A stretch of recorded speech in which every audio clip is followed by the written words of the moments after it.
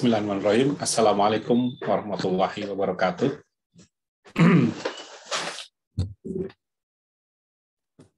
Ya, alhamdulillah rekan-rekan Amil yang dirahmati Allah Subhanahu wa taala, pada pagi hari ini kita bisa kumpul kembali di ruangan Zoom untuk grup coaching, ya.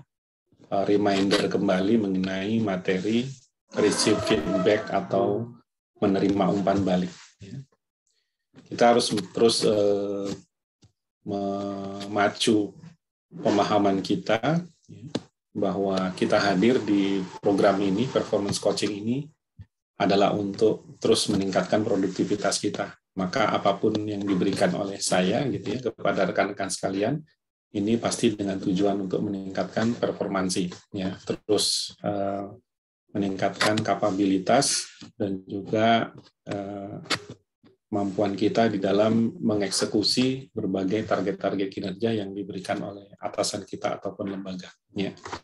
Nah, yang keenam ini, menerima umpan balik ini adalah salah satu bagian penting ya di dalam memaksimalkan produktivitas kita sebagai seorang tenaga profesional. Ya. Jadi umpan balik ya, itu adalah cara kita untuk bisa berkembang dan bertumbuh. Feedback itu semacam masukan, ya, semacam masukan, kemudian input positif, ya, kemudian komen-komen dari pihak-pihak lain terkait dengan performa pribadi, ya, terkait dengan kinerja kita. Ya. Jadi umpan balik ini diperlukan sama kita karena kalau kita bekerja, kemudian melihat apa yang kita kerjakan, barangkali kalau dalam versi kita, cara pandang kita, oh menurut saya sudah maksimal kok, gitu ya. Menurut saya sudah luar biasa kok, gitu ya, sudah outstanding, gitu ya, sudah di atas rata-rata, gitu ya. Bahkan extraordinary, gitu ya, sangat luar biasa. Ya, itu menurut kita. Kalau menurut orang belum tentu. Ya. Menurut orang tentu ya masih ada hal yang perlu diimprove, diperbaiki, ditingkatkan gitu ya. Sehingga memang kalau kita benar-benar memanfaatkan feedback atau umpan balik ini dengan baik ya di dalam kehidupan profesional kita maupun kehidupan pribadi kita, maka banyak kemajuan yang akan kita bisa lakukan. Ya, orang yang nggak siap merendahkan hatinya, nggak siap membuka pikirannya, open mind, untuk menerima umpan balik dari pihak lain, biasanya ini adalah orang-orang yang tidak akan berkembang. Ya, karena dia merasa bahwa dirinya sudah bagus. Dia merasa bahwa dirinya sudah baik, gitu ya. Nah, dengan menerima umpan balik, maka kita pasti akan terpacu, ya, karena menurut orang lain ada banyak hal yang masih bisa diimprove, masih bisa ditingkatkan dari diri kita, gitu ya. Baik. Nah, umpan balik itu ya ada dua area yang dituju biasanya, terutama kaitannya dengan kinerja ya, kaitannya dengan produktivitas. Biasanya yang pertama, orang akan mengatakan kepada kita, apakah kita sudah bagus atau belum dari sisi results, ya, atau hasil kerja. Ya. Nah, biasanya ketika kita dikasih tahu hasil kerja, ini kan biasanya berbasis data. Seperti yang sudah kita bahas di pekan lalu mengenai Misu Results, biasanya orang bisa menerima ini. Ya, kalaupun tidak menerima, mungkin tinggal konfirmasi, kok data di saya sekian, kok di leader sekian, gitu. Yang benar yang mana kira-kira? Terus setelah dicek, bahwa ternyata misalkan data leader yang benar atau data kita yang benar, itu tidak menjadi suatu persoalan besar. Dan orang ketika ditunjukkan, ini loh, absensi kamu bulan ini 92%, ada 8% di mana kamu tidak hadir tanpa kabar atau tidak hadir karena izin dan lain-lain. Jadi ketika ditunjukkan seperti itu, biasanya kita akan sangat mudah menerima. Ya. Jadi umpan baliknya berupa hasil kerja kita menurut penilai itu gimana. Nah, yang kedua, ini adalah kaitannya sama behavior atau dengan perilaku kita. Nah, ini biasanya lebih sensitif, ya. Perlu nggak orang memberikan masukan-masukan atas perilaku kita, atas sikap kita, atas karakter-karakter kita? Perlu gitu. Karena memang di sebagian besar organisasi atau lembaga bahwa perilaku kita, karakter kita itu berbanding lurus dengan hasil-hasil kerja kita, gitu ya. Jadi orang yang perilakunya menunjukkan hal yang baik gitu ya, mengikuti harapan-harapan lembaga maupun pimpinan gitu, biasanya hasil-hasilnya juga nggak jauh berbeda gitu dengan perilakunya. Karena itu makanya pemimpin biasanya, ya, terutama tanda kutip yang berani, karena ada juga pemimpin yang tidak berani, tidak tegas gitu ya. Pemimpin yang berani dia akan mengungkapkan gitu ya di perilaku atau di behavior mana nih kita bermasalah. Itu yang membuat kita nggak bisa achieve target, itu yang membuat kita KPI-nya tidak bergerak, itu yang membuat kita lamban di dalam menyikapi perubahan-perubahan yang ada di lembaga kita. Ya, itu yang membuat kita nggak siap untuk mencapai target yang lebih besar dalam pekerjaan kita. Terlalu banyak excuse, terlalu banyak alasan, terlalu banyak kendala-kendala perilaku. Ya. Nah, pemimpin yang baik, yang berani, yang tegas biasanya berani mengatakan kamu tuh kekurangannya ini gitu. Ya, terasa sama kita babak belur. Ya, bagi orang yang nggak open mind, bagi orang yang sombong, ya, orang yang merasa dirinya sudah sempurna, yang namanya dikasih tahu bahwa perilaku ini, itu yang bikin kamu nggak berhasil gitu ya. Biasanya defensif, biasanya nggak nerima, gitu ya. Gitu. Beda dengan orang yang open mind itu. Nah, orang yang paling maju, orang yang paling sukses di dalam karirnya maupun dalam bisnisnya kelak gitu ya, itu adalah orang-orang yang ketika dihajar, dikasih tahu nih, ya bahwa perilaku kamu yang bermasalah tuh ini dia mengakuinya dengan mudah. Iya betul Pak, iya betul Coach, iya betul Ustadz gitu ya. Saya memang kelemahannya di situ. Tepat sekali. Apakah Coach ada nasihat buat saya gitu ya? Apakah Ustadz ada saran untuk saya gitu ya? Nah inilah orang-orang yang akan maju dalam karirnya, ya gitu ya. Jadi kalau kita sudah menunjukkan mentalitas siap menerima masukan, maka orang-orang atau guru-guru akan berdatangan.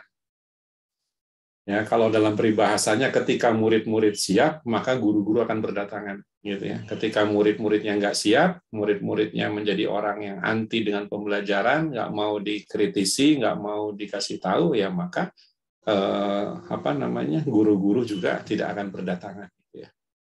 Gitu. Oh, saya waktu tahun 96 bergabung dengan bisnis penjualan, babak belur saya, ya. Dikatain macam-macam sama pemimpin, dibilang bodoh, ya, dibilang lambat, dibilang nggak pedean, penakut dan lain-lain. Wah, pokoknya semua ungkapan yang membuat saya terdorong untuk saya akan buktikan bahwa apa yang dia katakan itu tidak benar. Ya, bahwa saya harus bisa, bahwa saya harus berusaha untuk menjadi lebih baik. Gitu ya. Jadi bukannya malah bersedih, bukannya malah terpukul, ya, atau bahkan meninggalkan para pembina kita, coach kita gitu. Padahal ketika misalkan ustadz kita, coach kita, pembina kita menghajar kita dalam tanda kutip ya menghajar kita dengan berbagai nasihat-nasihat yang terdengar sangat perih gitu ya, pedih gitu ya. Itu tujuannya tidak lain adalah satu, yaitu menjadikan kita sosok pribadi yang kuat. Menjadikan kita menjadi orang-orang yang tangguh di masa depan. Karena apa? Karena tantangan di masa depan itu sangat luar biasa beratnya. Ya, tidak mudah gitu menghadapi tantangan-tantangan di masa depan itu. Jadi ketika kita sudah siap untuk menerima berbagai masukan, sudah siap untuk menerima gemblengan gitu ya dari coach kita, dari ustadz kita, guru-guru kita, maka kita pun akan melesat menjadi orang-orang yang luar biasa. Ya, ketika kita masih egois, sibuk dengan perasaannya sendiri, dimarahin dikit baper, dimarahin dikit udah percaya dirinya runtuh gitu ya. Ya, maksudnya si leadernya untuk membangun kita itu supaya semangat gitu ya, supaya punya giroh besar gitu ya. Begitu dikasih tahu gitu ya bahwa ini yang kamu lakukan salah, bagusnya begini gitu ya. yang ini kurang tepat gitu ya, bagusnya begini, itu kita langsung down ya, langsung patah arang, patah semangat. Nah, ini nggak bisa gitu, sikap kayak begini nggak bisa.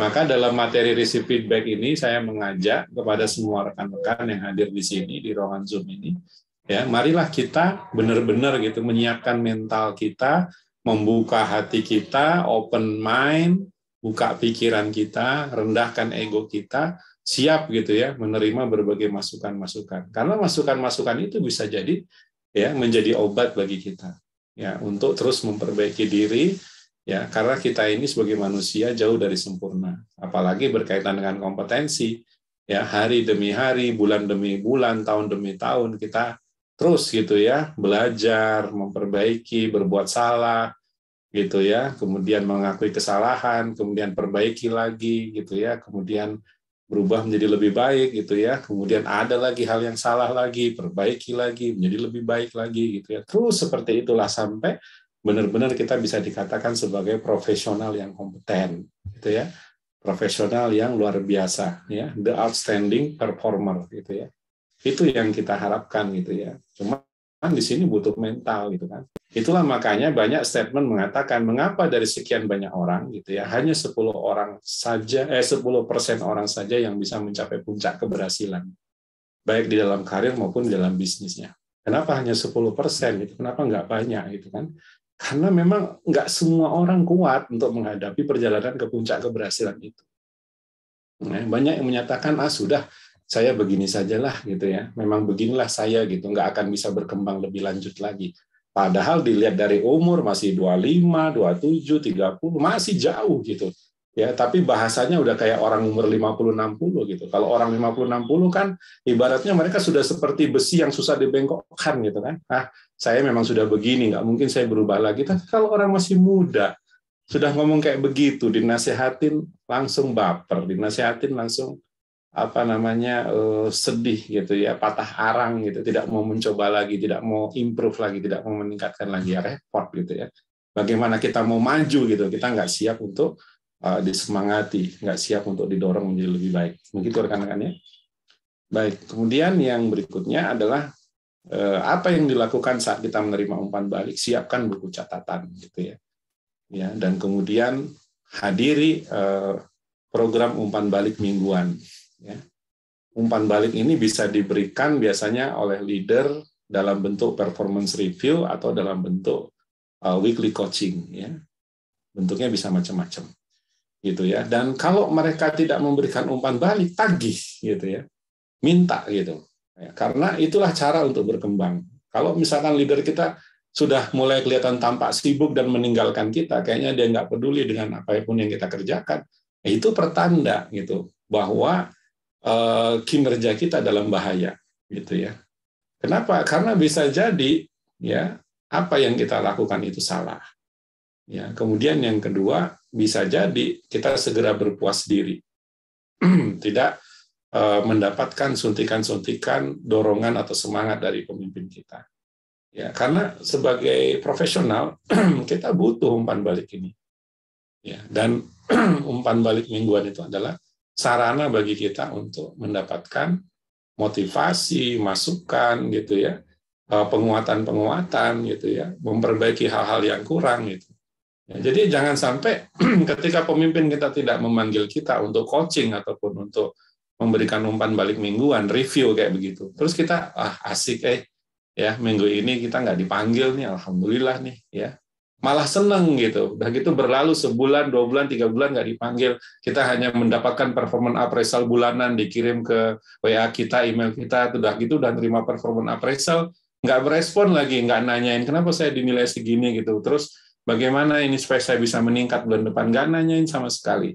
Ya sudah, terima aja apa adanya, bagaimana kita akan maju kalau seperti itu. Ya, kita yang harus punya greget gitu. Dan someday, suatu hari nanti, kita semua ini yang hadir di ruangan ini nanti akan jadi pemimpin. Ya, kalau kita dari mulai menjadi profesional di level staff ini tidak berusaha untuk menagih umpan balik, tidak meminta umpan balik, tidak meminta coaching dari pemimpin kita gitu ya. Ya, maka apa? Maka nanti juga kita ketika jadi pemimpin males mengcoaching bawahan kita. malas untuk mengevaluasi kinerja bawahan kita, gitu ya.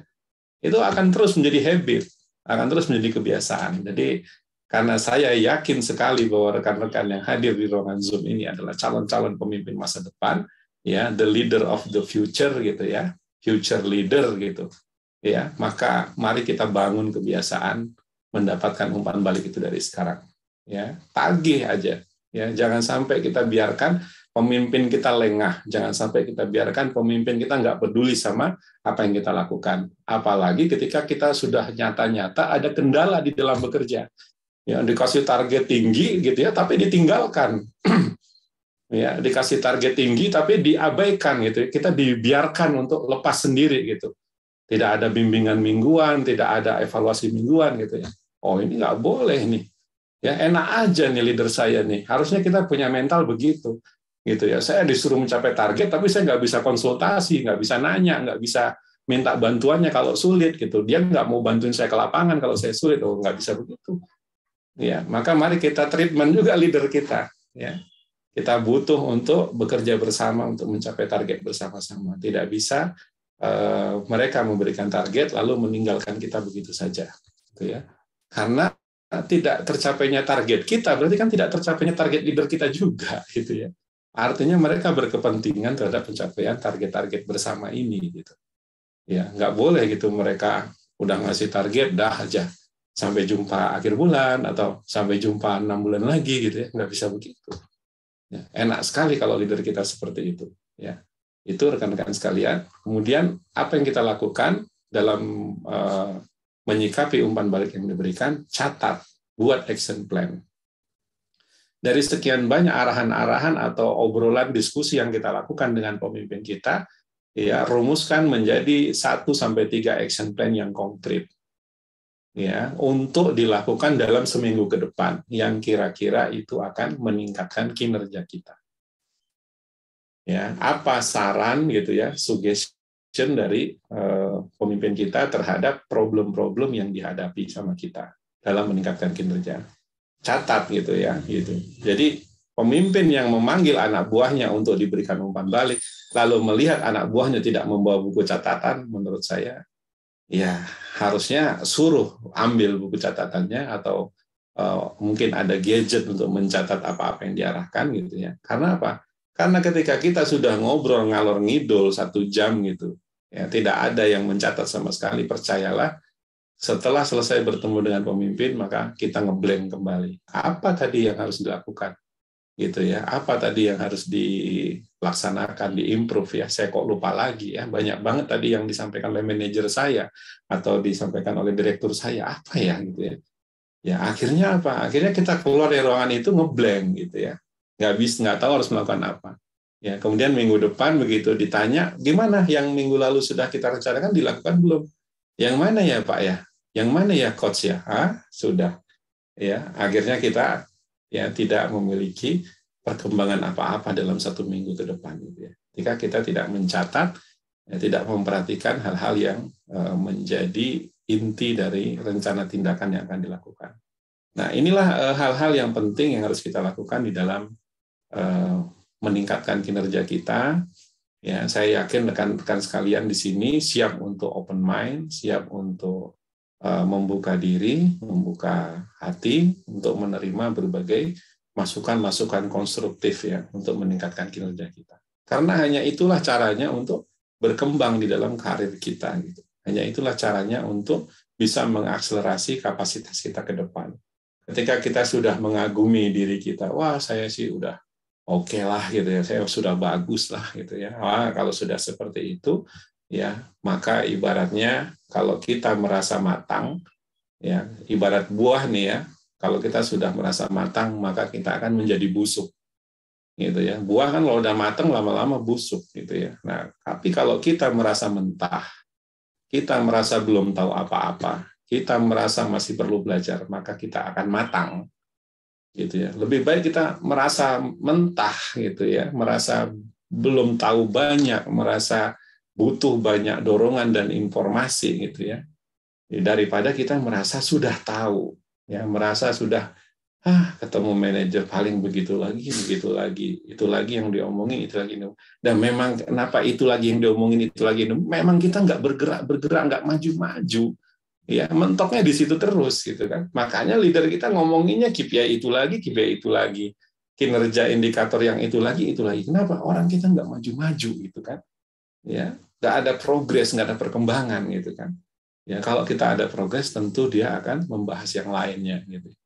Itu rekan-rekan sekalian mengenai receive feedback ya. Dan saya rasa saya adalah termasuk orang yang dulu gitu ya, dulu orang yang sangat sombong sekali ya, nggak siap untuk menerima feedback gitu ya, nggak siap untuk menerima masukan ya, nggak siap untuk dikasih tahu gitu ya sama orang lain gitu ya. Kalau dikasih tahu langsung gitu ya, bereaksi gitu ya, nggak nerima kalau dibilang jelek, nggak nerima kalau dibilang kurang gitu ya, ya nggak nerima kalau orang kecewa dengan kinerja saya gitu ya. Nah ini alhamdulillah gitu ya, bisa dirubah ya secara cukup revolusioner gitu ya. Kita harus ngambil keputusan gitu bahwa orang yang mendaki puncak keberhasilan itu memang harus siap gitu ya untuk menghadapi berbagai rasa sakit ya, rasa baper gitu ya, ketersinggungan dan lain-lain gitu. Kalau mau maju tuh harus siap gitu.